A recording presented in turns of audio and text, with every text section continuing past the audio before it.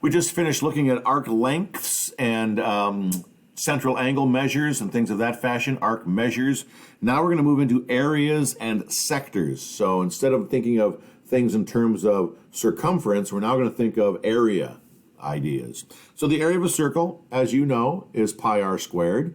And then a sector is part of a circle. It's a sector, it's a wedge, if you will, inside the circle. It's bounded by an arc of the circle and the two radii to the arc's endpoints. So these measures, incidentally, are always the same. Whatever the radius is, they're both the same, which sometimes comes in handy to know.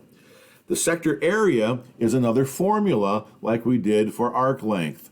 It's really the same formula. It is the measure of the central angle divided by 360, but this time we're multiplying by pi r squared, which is the area of the circle, instead of the circumference of the circle.